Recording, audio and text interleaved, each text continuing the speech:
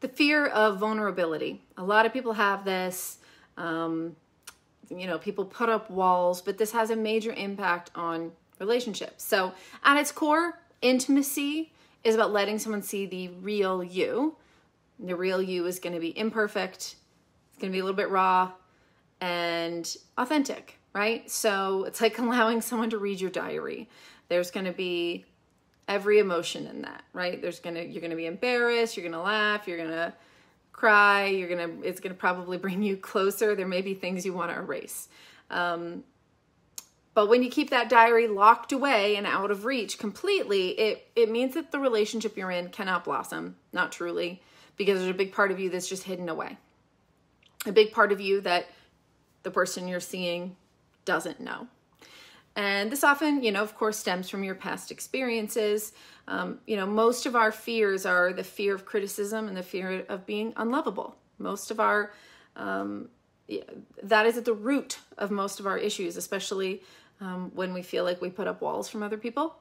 But when we do that, we're blocking out love, we're blocking out the potential for truly knowing somebody.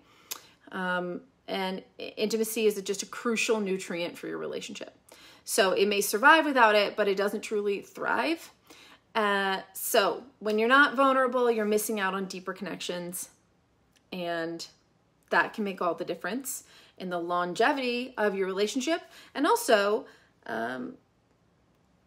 it's hard to let people in, to let someone in. But if you don't, then you'll always have that fear that you'll feel isolated because they don't know the real you, and you'll be afraid that if they do know the real you, they won't want to be with you. So if you truly want to move forward in a deep way, in a real way, you know, you've got to let them in.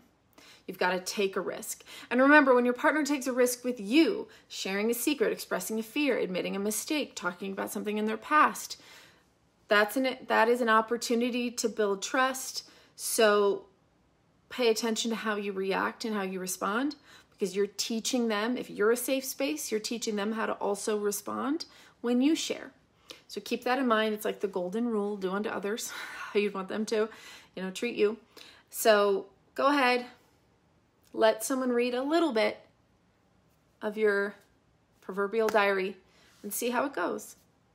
And if the response is positive, and if they hold your, you know, that part of you, and they are good and kind and honest with you, then maybe you show them a little bit more, because it's so important. So if this is you, if the walls are up, consider taking just a little step, one little page of your diary, and test the waters, because it is the pathway to a truly deep connection with another person.